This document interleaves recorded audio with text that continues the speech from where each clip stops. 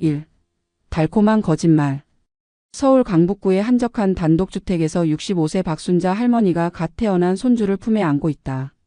주름진 손으로 아기의 볼을 어루만지며 흘리는 미소는 그야말로 세상 모든 것을 얻은 듯한 행복감에 젖어 있다. 40년간 시장에서 반찬 가게를 운영하며 악착같이 살아온 그녀에게 첫 손주의 탄생은 인생의 새로운 의미였다. 34세 아들 민수는 대기업 과장으로 승진한 지 얼마 되지 않았고 29세 며느리 민지는 외국계 회사에서 마케팅 매니저로 일하는 커리어 우먼이다. 두 사람 모두 바쁜 직장 생활로 인해 육아에 대한 부담감이 클 수밖에 없었다. 특히 민지는 출산 휴가가 끝나면서 회사 복귀에 대한 압박감에 시달리고 있었다. 그때 순자가 나섰다. 며느리가 말하기도 전에 먼저 손을 내밀었다. 아이를 봐주겠다고 걱정하지 말라고 할머니가 있지 않느냐고. 민지는 처음에는 정말 미안해했다. 시어머니께 이런 부담을 드려서는 안 된다며 사양했지만 순자의 적극적인 제안에 결국 감사함을 표했다. 하지만 이것이 지옥의 시작이 될 줄은 그 누구도 몰랐다. 순자 역시 자신의 선의가 얼마나 무참히 짓밟히게 될지 상상조차 하지 못했다. 손주에 대한 사랑과 며느리에 대한 배려가 결국 자신을 나락으로 떨어뜨릴 독이 될 줄이야. 첫 며칠은 정말 달콤했다. 민지는 회사에서 돌아올 때마다 케이크나 과일을 사들고 와서 시어머니에게 감사 인사를 표했다. 아이가 잘 있었는지 세심하게 묻고 어머님이 힘드시지는 않았는지 걱정하는 모습이 진심으로 보였다. 순자는 그런 며느리를 보며 뿌듯해했다. 역시 교육을 잘 받은 사람은 다르다고 예의를 안다고 생각했다. 아들 민수 역시 어머니에게 고마워했다. 회사에서 돌아와 피곤해하는 아내를 보며 어머니가 아이를 봐주신 덕분에 아내가 직장을 계속 다닐 수 있다고 감사 인사를 표했다. 가족단체 채팅방에는 손주 사진과 함께 감사 메시지들이 끊이지 않았다. 하지만 달콤한 꿀에는 항상 독이 숨어 있는 법이다. 감사함은 점점 당연함으로 변해가고 있었고 며느리의 부탁은 서서히 그 본색을 드러내기 시작했다. 순자는 아직 그것을 알아채지 못했다. 손주가 너무 귀여워서 그리고 가족이 화목한 것이 너무 좋아서 모든 것이 장밋빛으로만 보였다. 선의가 의무로 변하는 순간. 민지의 부탁은 처음에는 정말 소소했다. 병원에 검진을 받으러 간다, 장을 보러 마트에 간다, 친구와 점심 약속이 있다. 모두 2~3시간 정도면 충분한 일들이었다. 순자는 기꺼이 손주를 봐주었다. 7개월 된 손주 지호는 정말 천사 같았다. 잘 먹고 잘 자고 할머니만 보면 방긋 웃어주는 아이였다. 그런데 언제부터인가 시간이 길어지기 시작했다. 2~3시간이던 부탁이 반나절이 되고 반나절이던 것이 하루 종일로 늘어났다. 민지는 친구들과의 모임이 길어졌다고 쇼핑하다 보니 시간을 놓쳤다고 미용실에서 파마를 하는데 생각보다 오래 걸린다고 연락했다. 처음에는 정말 미안해하는 목소리였다.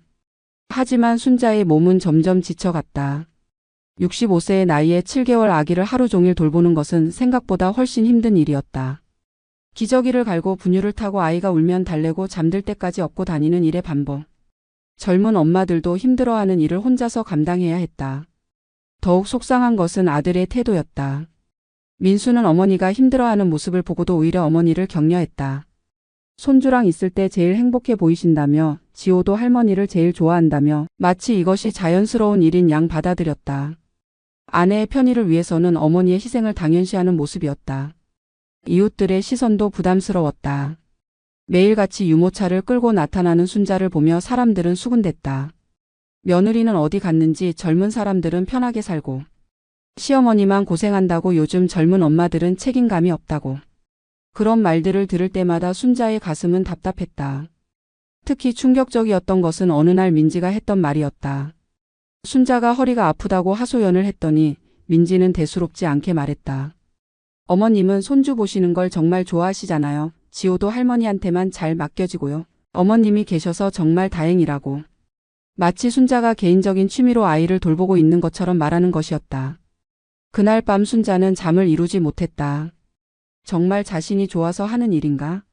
손주가 귀엽기는 하지만 이렇게까지 희생해야 하는 것인가? 자신의 삶은 어디로 사라진 것일까? 수십 년간 운영해온 가게도 제대로 돌볼 수 없을 정도로.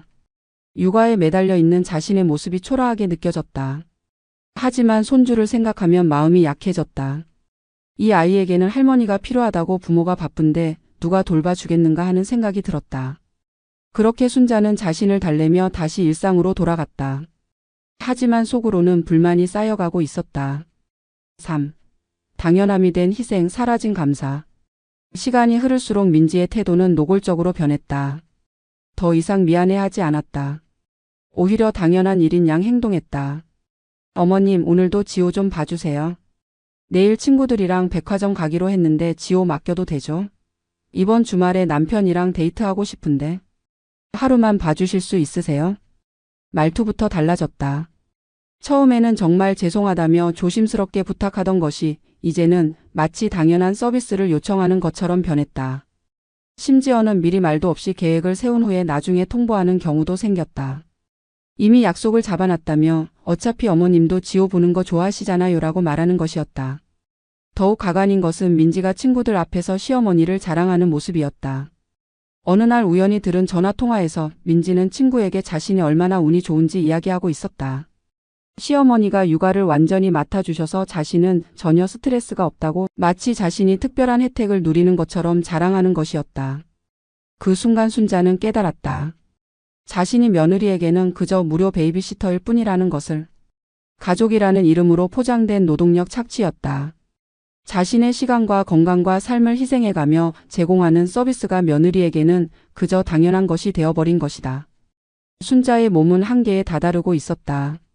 무릎과 허리의 통증은 날로 심해졌고 밤에는 아이 울음소리 때문에 제대로 잠을 잘 수 없었다. 지호가 밤에 깨서 울면 민지는 피곤하다며 순자에게 맡기고 자신은 계속 잠을 잤다. 새벽에 아이를 달래며 거실을 왔다 갔다 하는 순자의 모습은 정말 처절했다. 건강검진을 받으러 갔더니 의사가 심각한 표정으로 말했다. 스트레스 수치가 너무 높고 혈압도 위험 수준이라고 무리하지 말고 휴식을 취하라고. 하지만 순자에게 휴식이란 사치였다. 매일같이 아이를 맡아줘야 했고 자신이 쓰러지면 그 아이는 누가 돌봐줄 것인가 하는 걱정뿐이었다. 그런 순자의 고충을 아들 민수는 전혀 이해하지 못했다. 오히려 아내 편만 들었다. 민지가 회사 일로 스트레스 받는다며 어머니가 손주 봐주시는 덕분에 아내가 일을 계속할 수 있다며 마치 순자가 가족을 위해 당연히 해야 할 일을 하고 있는 것처럼 말했다. 더욱 충격적인 것은 민지가 자신의 어머니와 비교하며 한 말이었다. 친정어머니는 나이가 많아서 아이를 못 봐주시는데 시어머니는 건강하시고 아이도 잘 봐주셔서 정말 감사하다고. 마치 순자의 희생이 그녀의 좋은 조건인 양 말하는 것이었다. 그 순간 순자는 자신이 사람이 아니라 도구로 취급받고 있다는 것을 절실히 깨달았다. 4. 여행이라는 이름의 배신. 결정타는 민지가 여행 이야기를 꺼낸 날이었다. 어느 날 저녁 민지와 민수가 조심스럽게 순자에게 다가왔다. 표정부터가 뭔가를 부탁하려는 기색이 역력했다. 민지가 입을 열었다. 결혼 후에 신혼여행도 제대로 못 갔는데 이번에 일본으로 3박 4일 여행을 가고 싶다고. 지호를 부탁드릴 수 있겠냐고. 순자는 잠시 망설였다. 3박 4일이면 꽤 긴 시간이었다. 지금까지는 하루 이틀 정도였는데 이번에는 완전히 부모가 없는 상황에서 아이를 돌봐야 하는 것이었다. 하지만 손주 생각에 결국 승낙했다. 어린아이가 갑자기 어머니가 없어지면 얼마나 힘들겠는가 하는 마음에서였다. 일본 여행이 끝나고 돌아온 민지의 모습은 충격적이었다. 완전히 새 사람이 된 것처럼 생기발랄했다. SNS에는 온통 여행 사진들로 가득했다. 맛있는 음식, 아름다운 풍경, 행복한 부부의 모습들. 그동안 아이 때문에 받은 스트레스를 완전히 날려버린 것 같았다. 하지만 정작 집에 있던 순자는 지옥 같은 3일을 보냈다. 지호는 엄마가 없어진 것을 알고 계속 울어댔다. 밤에는 더욱 심했다. 엄마를 찾으며 새벽까지 울부짖는 아이를 달래느라 순자는 1시간도 제대로 잠을 잘 수 없었다. 체력적으로도 한계였지만 아이의 울음소리를 들으며 가슴이 미어졌다. 그런데 이것이 끝이 아니었다. 일본 여행에서 돌아온 민지는 마치 마약에 중독된 것처럼 여행에 빠져들었다. 이번에는 태국으로 5박 6일을 가겠다고 했다. 일본이 너무 좋아서 이번에는 좀 더 긴 여행을 하고 싶다는 것이었다. 순자가 힘들다고 하자 민지는 어이없다는 표정을 지었다. 지호도 할머니한테 잘 맡겨지고 어머님도 손주 보는 걸 좋아하시잖아요 라고 말했다. 아들 민수는 더욱 가관이었다. 아내가 육아 스트레스를 많이 받고 있으니까 여행을 통해서 재충전을 해야 한다며 어머니의 도움이 절실하다고 했다. 마치 순자의 희생이 당연한 의무인 것처럼 말하는 것이었다. 자신들의 행복을 위해서 어머니가 희생하는 것을 전혀 문제 삼지 않았다. 태국 여행 기간 중에 일어난 일은 정말 충격적이었다. 지호가 갑자기 고열이 나서 응급실에 실려갔다. 새벽 3시에 혼자서 택시를 타고 응급실로 달려간 순자의 모습은 정말 처절했다. 의사들은 보호자가 부모가 아니라는 것을 알고 의아해했다. 부모는 어디에 있냐고 왜 할머니 혼자 왔냐고 물었다. 그때 순자는 너무나 부끄러웠다. 부모는 태국에서 휴가를 즐기고 있다고 할머니인 자신이 아이를 돌보고 있다고 말해야 했다. 의료진들의 시선이 곱지 않았다. 어떻게 부모가 아이를 두고 해외여행을 갈 수 있냐는 표정이었다. 순자는 그 순간 자신이 얼마나 바보 같은 짓을 하고 있는지 깨달았다. 한편 태국에 있던 민지와 민수는 비치에서 칵테일을 마시며 인스타그램 스토리를 올리고 있었다. 아이가 응급실에 실려갔다는 급한 연락에도 불구하고 당장 돌아올 수는 없다며 어머니를 믿는다는 말만 했다. 그들에게 여행은 아이보다 더 소중한 것이었다. 몸과 마음이 무너지다. 태국 여행에서 돌아온 후 민지의 여행 욕구는 더욱 강해졌다. 이번에는 유럽 여행을 계획했다. 프랑스, 이탈리아, 스페인을 도는 2주짜리 일정이었다. 순자가 아무리 만류해도 소용없었다. 민지는 이미 항공편과 호텔을 모두 예약해 놓은 상태였다. 시어머니의 동의는 형식적인 절차일 뿐이었다. 더욱 가관인 것은 민지가 친구들과의 모임에서 자랑하는 모습이었다. 시어머니가 아이를 완전히 맡아주셔서 자신은 남편과 자유롭게 여행을 다닐 수 있다고 다른 엄마들이 부러워할 만큼 운이 좋다고 자랑했다. 마치 순자가 자신의 소유물인 것처럼 자신만의 특별한 자원인 것처럼 말하는 것이었다. 순자의 건강은 급속도로 악화되었다. 무릎 관절염이 심해져서 계단을 오르내리기도 힘들어졌고 허리 디스크까지 생겼다. 매일 아이를 안고 달래느라 생긴 결과였다. 병원에서는 수술을 받아야 할 수도 있다고 했다. 하지만 순자에게는 병원에 갈 시간조차 없었다. 매일 지호를 돌봐야 했기 때문이다. 정신적인 스트레스는 더욱 심각했다. 잠을 제대로 자지 못해서 우울증 증세까지 보였다. 식욕도 잃어갔고 친구들과의 관계도 단절되었다. 매일 아이만 보고 살다 보니 사회와도 완전히 격리된 느낌이었다. 예전에 운영하던 반찬 가게도 문을 닫아야 했다. 아이 돌보느라 제대로 관리할 수 없었기 때문이다. 가장 충격적이었던 것은 지호가 말을 시작하면서 일어난 일이었다. 18개월이 된 지호가 처음으로 한 말이 할머니였다. 엄마보다 할머니를 먼저 불렀다. 순자와 보내는 시간이 압도적으로 많았기 때문이다. 그런데 민지는 이것을 보고 오히려 좋아했다. 할머니를 잘 따르니까 앞으로도 안심하고 맡길 수 있겠다고 말했다. 그 순간 순자는 소름이 돋았다. 자신이 이 아이의 진짜 어머니 역할을 하고 있다는 것을, 그런데 정작 친어머니는 그것을 당연하게 여기고 있다는 것을 깨달았다. 이것은 정상적인 가족 관계가 아니었다. 완전히 뒤틀린 구조였다. 유럽 여행 준비를 하는 민지의 모습을 보며 순자의 분노는 극에 달했다. 명품 가방을 사고 새 옷을 마련하고 미용실에서 헤어스타일을 바꾸는 민지의 모습은 마치 다른 세상 사람 같았다. 그동안 순자가 아이를 돌보느라 모든 것을 희생하고 있을 때 민지는 자신만의 세상에서 살고 있었던 것이다. 더욱 가관인 것은 민지가 여행 가기 전에 순자에게 한 당부였다. 지호가 좋아하는 간식들을 사다 놓으라고, 새 장난감도 준비해 두라고, 아이가 심심해하지 않게 잘 놀아주라고 지시했다. 마치 순자가 고용된 보모인 것처럼 대하는 것이었다. 그러면서도 감사 인사는 형식적이었다. 그날 밤 순자는 거울 앞에 섰다. 거기에는 완전히 늙어버린 자신의 모습이 있었다. 불과 2년 사이에 10살은 더 늙어 보였다. 머리는 새하얗게 새었고 얼굴에는 깊은 주름이 팼다. 허리는 구부정했고 눈에는 생기가 사라졌다. 이것이 손주를 돌봐준 대가였다. 자신의 인생을 송두리째 바친 결과였다. 6. 분노의 폭발, 계획된 복수. 유럽 여행을 한 달로 연장하겠다는 민지의 말을 들은 순간 순자의 참을성이 완전히 바닥났다. 한 달이라고? 30일 동안 혼자서 아이를 돌보라고? 그것도 아무런 대가 없이 당연한 일인 양 떠밀어 놓고 자신들은 호화로운 여행을 즐기겠다고? 그동안 쌓였던 분노가 화산처럼 폭발했다. 2년 반 동안 참았던 모든 것들이 한꺼번에 터져 나왔다. 순자는 그날 밤 잠을 이루지 못하며 복수를 계획했다. 이제는 더 이상 당하고만 살 수 없었다. 자신도 인간이고 자신의 삶도 소중하다는 것을 보여줘야 했다. 다음 날 순자는 냉정하게 계획을 실행에 옮겼다. 먼저 지호를 데리고 외할머니 집으로 갔다. 민지의 어머니는 처음에 당황했지만 순자의 사정을 들어보고는 분노했다. 어떻게 딸이 그렇게 할 수 있냐며 자신이 손자를 돌보겠다고 했다. 외할머니도 그동안 며느리의 행동이 도를 넘었다고 생각하고 있었던 것이다. 지호를 안전하게 맡긴 후 순자는 집으로 돌아와 가방을 쌌다. 오랫동안 입지 않았던 예쁜 옷들을 꺼내고 화장품도 챙겼다. 그리고는 평생 친구인 영숙이와 점순이에게 전화를 걸었다.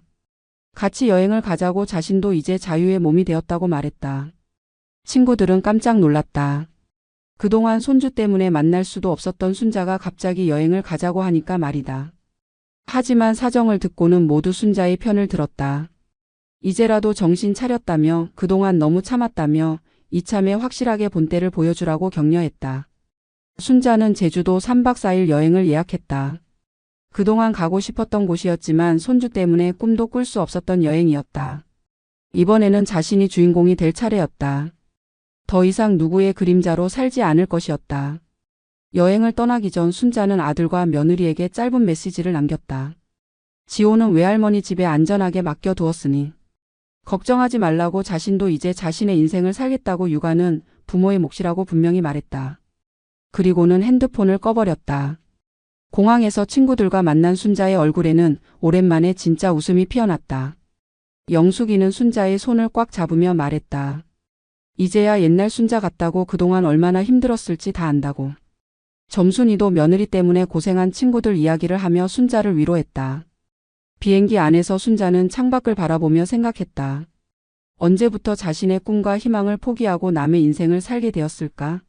손주가 귀엽다고 가족이 소중하다고 하면서 정작 자신은 사람 취급도 받지 못하고 있었다. 이제는 그런 삶을 더 이상 살지 않겠다고 다짐했다. 한편 유럽에 있던 민지와 민수는 순자의 메시지를 받고 경악했다. 어머니가 갑자기 왜 이러시는 건지, 지호는 어디에 있는 건지, 도대체 무슨 일이 벌어진 건지 이해할 수 없었다. 민지는 당장 한국으로 돌아가야 한다고 소리쳤지만 이미 예약한 일정들을 취소하기는 어려웠다. 민수는 어머니에게 계속 전화를 걸었지만 통하지 않았다. 외할머니 집에 전화해보니 지호는 안전하게 있다고 했다. 하지만 외할머니는 사위에게 따끔한 말을 했다. 어머니를 너무 힘들게 했다고 이제라도 정신을 차리라고 며느리 교육을 제대로 시키라고 질책했다. 그제야 민수는 사태의 심각성을 깨달았다. 어머니가 정말로 한계에 도달한 것이었다. 하지만 이미 늦었다. 어머니는 자신만의 시간을 되찾기 위해 떠났고 그들은 유럽 한복판에서 발만 동동 구를 뿐이었다. 7. 무너지는 성과 현실을 마주하다. 제주도에서 보낸 3박 4일은 순자에게 새로운 세상을 보여주었다. 오랜만에 마음 편히 잠을 잡고 맛있는 음식을 먹었다. 친구들과 함께 웃고 떠들며 사진도 찍었다. 그동안 잃어버렸던 자신의 모습을 되찾는 시간이었다. 특히 감동적이었던 것은 한라산을 오르는 순간이었다. 정상에 올라 탁 트인 풍경을 바라보며 순자는 눈물을 흘렸다. 자신도 이런 아름다운 순간을 누릴 자격이 있다는 것을, 누군가의 그림자가 아닌 주인공으로 살 수 있다는 것을 깨달았다. 하지만 한국에서는 대혼란이 벌어지고 있었다. 유럽 여행을 급히 취소하고 돌아온 민지와 민수는 완전히 다른 현실과 마주해야 했다. 지호는 외할머니 집에 있었지만 외할머니도 나이가 있어서 오래 돌볼 수는 없는 상황이었다. 더욱 심각한 것은 회사 문제였다. 민지는 갑작스러운 여행 취소와 조기 귀국으로 인해 회사에서 문제가 되었다. 중요한 프로젝트를 진행 중이었는데 갑자기 연락이 안 되면서 동료들에게 피해를 주었다. 상사는 개인 사정으로 업무에 차질을 빚었다며 경고를 주었다. 민수도 마찬가지였다. 어머니 문제로 회사를 자주 조퇴하고 결근하면서 상사의 눈밖에 났다. 승진 심사를 앞두고 있었는데 이런 일들이 악영향을 미칠 것이 뻔했다. 그동안 어머니의 희생 덕분에 아무 걱정 없이 직장 생활을 할 수 있었다는 것을 뼈저리게 깨달았다. 가장 큰 문제는 육아였다. 지호를 집으로 데려온 후 두 사람은 육아의 현실과 정면으로 마주했다. 24시간 아이와 함께 있어야 한다는 것이 얼마나 힘든 일인지 처음으로 알게 되었다. 밤에 아이가 울면 누군가는 깨어서 달래야 했고 기저귀를 갈고 분유를 타는 일도 누군가는 해야 했다. 민지는 첫날부터 정신적으로 무너졌다. 그동안 어머니가 해주던 모든 일들을 직접 해야 한다는 것이 너무나 낯설고 힘들었다. 지호는 할머니가 없어진 것을 알고 계속 울어댔다. 할머니를 찾으며 보채는 아이를 달래는 것은 상상 이상으로 어려웠다. 더욱 충격적인 것은 아이의 반응이었다. 지호는 엄마보다 할머니를 더 그리워했다. 엄마가 안아주려고 해도 거부하고 계속 할머니를 찾았다. 그동안 할머니와 보낸 시간이 압도적으로 많았기 때문에 아이에게는 할머니가 더 익숙한 존재였던 것이다. 민수는 회사에서 돌아와서도 쉴 수 없었다. 아내 혼자서는 아이를 감당할 수 없어서 자신도 육아에 참여해야 했다. 그동안 어머니가 모든 것을 다 해주셔서 자신은 아빠 역할을 거의 하지 않았다는 것을 깨달았다. 기저귀 가는 법도 분유 타는 법도 제대로 몰랐다. 한 주가 지나자 두 사람은 완전히 지쳐 있었다. 잠을 제대로 못 자서 눈 밑에 다크서클이 생겼고 계속되는 스트레스로 인해 서로 짜증을 내기 시작했다. 그동안 어머니의 도움으로 인해 부부 관계가 평온했는데 이제는 육아 스트레스로 인해 갈등이 생기기 시작한 것이다. 8. 굴욕적인 사과와 거절. 제주도에서 돌아온 순자에게 아들과 며느리가 무릎을 꿇고 사과했다. 민지는 눈물을 흘리며 그동안 자신이 얼마나 이기적이었는지 깨달았다고 고백했다. 시어머니의 희생을 당연하게 여기고 감사할 줄도 모르고 자신의 편의만 생각했다고 반성한다고 말했다. 민수도 마찬가지였다. 어머니를 너무 힘들게 했다며 아내의 잘못을 막지 못한 자신도 잘못했다고 사과했다. 앞으로는 절대 이런 일이 없을 것이라며 어머니의 도움을 구걸했다. 정말 절박한 표정이었다. 하지만 순자는 냉정했다. 그동안 쌓인 분노와 실망이 한두 번의 사과로 풀릴 일이 아니었다. 특히 민지의 사과가 진심인지 의심스러웠다. 지금 당장 힘드니까 하는 말이지 상황이 나아지면 또 원래대로 돌아갈 것이 뻔했다. 순자는 단호하게 말했다. 이제 자신의 인생을 살고 싶다고. 손주는 귀엽지만 키우는 것은 부모의 몫이라고. 더 이상 육아에 개입하지 않겠다고. 그동안 자신이 얼마나 힘들었는지, 건강이 얼마나 나빠졌는지, 자신의 삶을 얼마나 포기해야 했는지 조목조목 따졌다. 민지는 더욱 절망적으로 매달렸다. 정말로 정신을 차렸다며 앞으로는 감사한 마음으로 살겠다며 시어머니 없이는 정말 살 수 없다고 울부짖었다. 하지만 순자의 마음은 이미 굳어져 있었다. 더욱 가관인 것은 민지가 조건을 제시한 것이었다. 용돈을 드리겠다고, 가사도 도와드리겠다고, 어머님이 원하시는 건 뭐든지 해드리겠다고 말했다. 하지만 그 말을 들은 순자는 더욱 화가 났다. 지금까지는 공짜로 부려먹었는데 이제 와서 돈으로 해결하려고 한다는 것인가? 아들 민수는 더욱 한심했다. 어머니에게 가족의 의미를 이야기하며 정에 호소했다. 혈육인데 이렇게 매정하게 굴 수 있냐며 손주를 위해서라도 도와달라고 애걸했다. 하지만 순자는 냉소적으로 웃었다. 그동안 가족의 의미를 생각했던 것은 자신뿐이었다. 며칠 동안 계속된 사과와 애걸에도 불구하고 순자는 요지부동이었다. 오히려 더욱 단호해졌다. 그동안 너무 많은 것을 희생했고 이제는 자신의 시간이라고 분명히 선을 그었다. 손주를 보고 싶으면 가끔 놀러오는 정도만 허용하겠다고. 육아는 절대 도와주지 않겠다고 못을 박았다. 9. 새로운 삶의 시작. 순자의 거절이 확고하다는 것을 깨달은 후 아들 부부는 어쩔 수 없이 다른 방법을 찾아야 했다. 베이비시터를 고용하려고 했지만 비용이 만만치 않았다. 한 달에 200만 원이 넘는 돈이 들어갔다. 그제야 시어머니가 해주신 일의 경제적 가치를 깨달았다. 더욱 큰 문제는 아이가 낯선 사람을 거부한다는 것이었다. 그동안 할머니하고만 있던 지호는 베이비시터를 무서워했다. 계속 울고 보채면서 할머니를 찾았다. 결국 민지가 회사를 그만두고 직접 육아를 해야 하는 상황이 되었다. 민지의 퇴사는 가정 경제에 큰 타격을 주었다. 맞벌이 수입으로 계획했던 생활이 무너졌다. 여행은 꿈도 꿀 수 없게 되었고 생활비 절약을 위해 많은 것들을 포기해야 했다. 그동안 시어머니 덕분에 누렸던 풍요로운 생활이 얼마나 큰 특혜였는지 뼈저리게 느꼈다. 육아의 현실은 더욱 가혹했다. 24시간 아이와 함께 있으면서 민지는 정신적으로 무너져 갔다. 사회와 단절된 느낌, 자신의 정체성을 잃어가는 느낌, 끝없이 반복되는 육아의 무게가 그녀를 압도했다. 그제야 시어머니가 겪었던 고통을 조금이나마 이해할 수 있었다. 민수도 퇴근 후에는 육아에 참여해야 했다. 회사에서 힘들게 일하고 와서도 쉴 수 없었다. 아내의 육아 스트레스가 극심해서 자신이 돕지 않으면 가정이 무너질 것 같았다. 그동안 어머니 덕분에 아빠 역할을 거의 하지 않고도 편안했던 것이 얼마나 큰 혜택이었는지 깨달았다. 더욱 참담한 것은 주변 사람들의 시선이었다. 이웃들은 시어머니가 손주를 안 봐준다며 수군댔다. 며느리가 시어머니를 화나게 했나 보다. 요즘 며느리들은 시어머니한테 잘못한다더라. 시어머니가 화가 날 만도 하다는 말들이 들려왔다. 민지는 그런 시선들이 너무 부끄러웠다. 한편 순자는 완전히 새로운 인생을 시작했다. 오랫동안 미뤄왔던 일들을 하나씩 해나갔다. 노인대학에 등록해서 컴퓨터와 영어를 배우기 시작했다. 친구들과 정기적으로 만나 여행도 다니고 문화센터에서 요가와 댄스도 배웠다. 가장 뿌듯했던 것은 반찬 가게를 다시 열 수 있었다는 것이었다. 그동안 손주 때문에 포기했던 일이었는데 이제는 온전히 자신의 시간을 쓸 수 있게 되었다. 단골 손님들은 순자가 돌아온 것을 무척 반가워했다. 그동안 어디 갔었냐며 다시 장사하게 되어 다행이라고 말했다. 10. 진정한 반성과 변화. 몇 달이 지나면서 아들 부부의 삶은 완전히 바뀌었다. 육아의 현실을 직접 겪으면서 그들은 진정으로 변했다. 더 이상 당연한 것은 없다는 것을, 모든 도움에는 감사해야 한다는 것을 뼈저리게 깨달았다. 특히 민지의 변화가 컸다. 그동안 자신이 얼마나 이기적이고 무책임했는지 진심으로 반성했다. 시어머니에게 했던 행동들을 하나하나 돌이켜보며 부끄러워했다. 육아가 얼마나 힘든 일인지, 시어머니가 얼마나 큰 희생을 했는지 이제야 제대로 이해할 수 있었다. 민수도 마찬가지였다.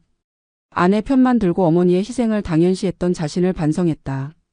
아버지로서의 책임도 제대로 하지 않으면서 어머니에게만 의존했던 것을 뼈아프게 후회했다. 이제는 진짜 아버지가 되어야 한다는 책임감을 느꼈다. 가장 큰 변화는 가치관이었다.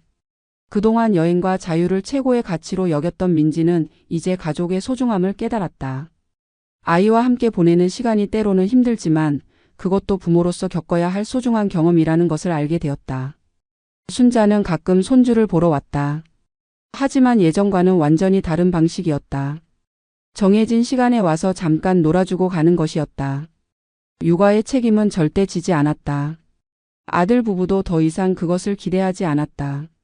오히려 순자가 올 때마다 아들 부부는 최대한 예우를 표했다. 맛있는 음식을 준비하고 편안하게 모시려고 노력했다. 그동안 어머니를 얼마나 함부로 대했는지 반성하며 이제라도 제대로 효도하려고 했다.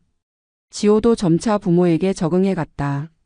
처음에는 할머니만 찾았지만 이제는 엄마 아빠와도 잘 놀았다. 오히려 이제는 더 건강한 애착 관계를 형성해 가고 있었다.